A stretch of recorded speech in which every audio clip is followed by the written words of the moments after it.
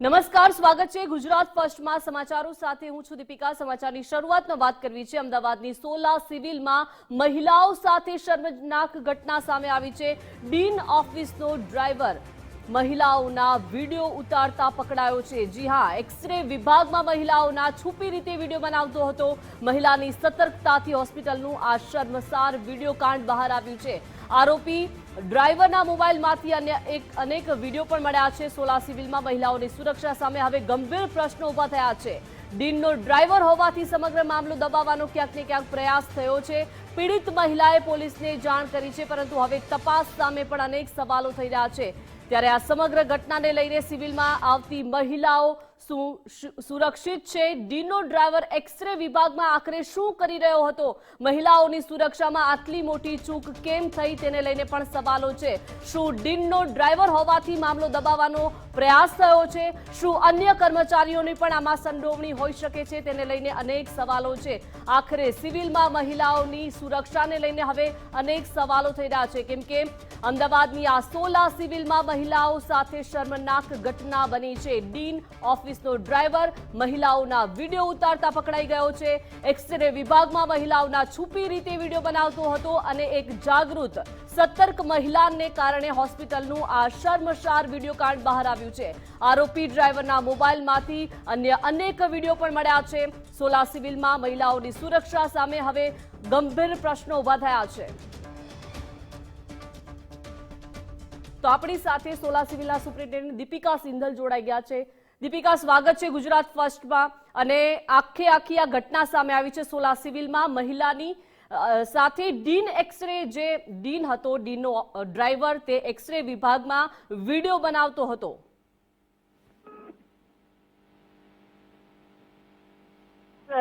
में काम करता है ड्राइवर।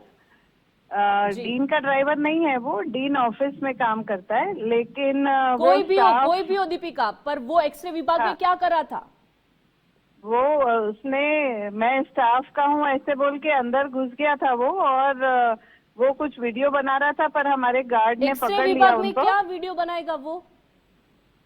वही अब हमको तो कैसे समझ में आएगा ना कि वो क्या वीडियो बना रहा था। लेकिन जैसे ही हमारे गार्ड ने देखा कि उसने कुछ मोबाइल ऑन किया, तो हमारे गार्ड ने उसको पकड़ लिया एंड फिर पुलिस स्टेबल पे लेके गए।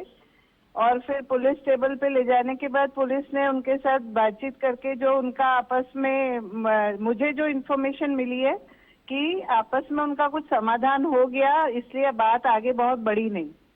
पर दीपिका जी, अननोन पर्सन कैसे घुस सकता है हॉस्पिटल में और वीडियो बना सकता है? अननोन पर्सन नहीं था वो हमारे स्टाफ का है ना, क्योंकि स्टाफ का है, फिर भी वीडियो क्यों बना रहा था वहाँ पे? हाँ, अब वो तो मैं कैसे बोल सकती हूँ ना, वो तो उसको फिर इसलिए तो पकड़ा गार्ड ने जी। आगे उसमें मतलब हमारी सिक्योरिटी एकदम टाइट है जी। और क्योंकि हॉस्पिटल में अगर कोई स्टाफ का बंदा है तो उसके लिए कोई ऐसे रोका टोकी नहीं होती ना आने जाने में। दीपिका जी, आगे ऐसी घटना ना बने, इसके लिए आप क्या करोगे? अब देखिए, हमने वो डीन ऑफिस को इन्फॉर्म कर दिया है कि ये आपके यहाँ काम करता है और इसने हॉस्पिटल में आके इस तरह की हरकत की है, तो प्लीज कुछ एक्शन लिया जाए। क्या एक्शन लिया जाएगा? अब वो डीन ऑफिस के ऊपर डिपेंड करेगा जी, क्योंकि वो हमारे हॉस्पिटल साइड का एम्प्लॉय नहीं है। तो डीन मैडम जो भी एक्शन लेंगी उसके अगेंस्ट, और ये चीज दोबारा रिपीट ना हो, इसीलिए हमको उसके अगेंस्ट एक्शन तो लेना ही पड़ेगा। मैंने डीन मैडम को यही लेटर लिखा है। ठीक है, धन्यवाद गुजरात फर्स्ट के साथ जुड़ने के लिए। तो હવે આગળ આવી ઘટના નહીં બને તેવી બાહેધરી સોલા સિવિલના સુપ્રિન્ટેન્ડન્ટ દીપિકા સિંધલે આપી છે। વધુ માહિતી સાથે સંવાદદાતા માનસી પટેલ જોડાઈ ગયા છે। માનસી, સોલા સિવિલમાં મહિલા સાથે આ શર્મનાક ઘટના કહી શકાય। ડીન ઓફિસનો ડ્રાઈવર એક્સરે વિભાગમાં પહોંચ્યો, મહિલાનો વિડીયો બનાવી રહ્યા છે। શું વિગતો મળી રહી છે? કેમ કે ડીન કહી રહ્યા છે કે એ ડીન ઓફિસરનો ડ્રાઈવર નથી, પરંતુ અન્ય શખ્સ છે, પણ ડિપાર્ટમેન્ટનો જ છે।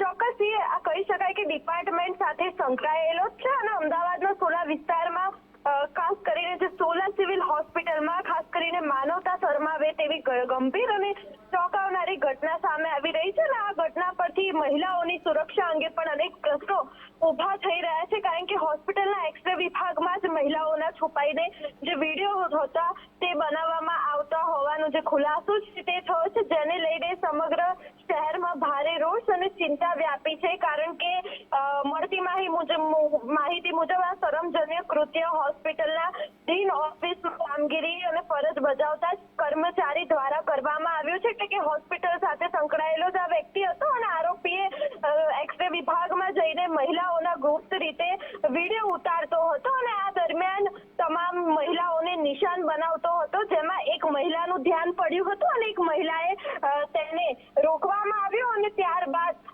ખાસ કરીને તેનો મોબાઈલ પણ ચેક કરવામાં આવ્યો અને સૌથી વધારે ચોંકાવનારી બાબત એ સામે આવી કે શખ્સ આરોપીના ફોનમાં એક નહીં પરંતુ 100 મહિલાઓ 100 કરતા પણ વધારે વિડીયો હતા કે જે આ મહિલાઓના જ હતા, જે એક્સરે વિભાગમાં પોતાના રિપોર્ટ કઢાવવા માટે આવતી હતી અને તેમની જે રેકોર્ડિંગ છે મોબાઈલમાં તે આરોપી દ્વારા કરવામાં આવતું હતું.